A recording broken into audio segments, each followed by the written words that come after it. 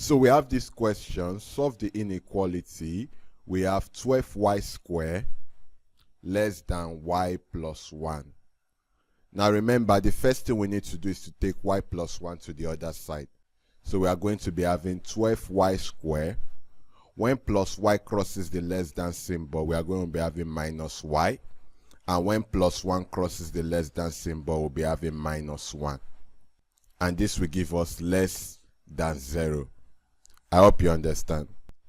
So we take the first step, we turn this into an equation. So we'll be having 12y squared minus y minus 1 equals to 0. Now we have to solve this quadratic equation. And to solve it, we say minus 1 times 12y squared. Minus 1 times 12y squared, we are going to be having minus 12y squared. Now we need to find the factors of minus 12y squared. Then when we add them together, we are going to get minus y. So let's try to find the factors of minus 12y squared. So we can have minus 4y times 3y. We can have 4y times minus 3y. We can have minus 2y times 6y. We can have 2y times minus 6y. We can have 12y times minus y and minus 12y times y. These are the factors of minus 12y squared. If you multiply each of them, you are going to get minus 12y squared. Now the next thing we need to do is to add them up and see the pair that will give us minus y. And as soon as we get that pair, we can just leave the others. Alright, so we have minus 4y plus 3y. That will give us minus y. So it's obvious that the pair we are going to be going with is the first pair. So we are going to replace minus y with minus 4y plus 3y. We'll be having 12y squared minus 4y plus 3y minus 1 equals to 0. Now we need to factorize. What is common to 12y squared and minus 4y? We have 4y, and we are going to be having 3y minus 1. What is common to 3y and minus 1? We have plus 1 into bracket 3y minus 1 equals to 0. I hope you understand. If you look carefully, if you say 4y times 3y, you are going to get 12y squared.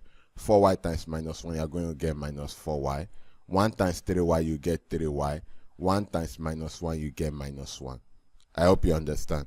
If you don't understand this, make sure you watch the quadratic equation video. So we have 3y minus 1, 3y minus 1, we pick 1. Then we have 4y plus 1 equals to 0. So that means that 3y minus 1 equals to 0, or 4y plus 1 equals to 0. So if 3y minus 1 equals to 0, it means that 3y equals to 1, because minus 1 will go to the other side, or 4y equals to minus 1. So to find y, we divide both sides by the coefficient of y. In this case, we have 3, so we divide both sides by 3. 3 we cancel 3, we are left with y equals to 1 over 3, or the coefficient of y in this case is 4, so we divide both sides by 4. 4 cancels 4, so we are left with y equals to minus 1 over 4. Now we need to go to the second step, which is to represent on a number line. So we have the number line. We have 0, 1, 2. We have minus 1, minus 2.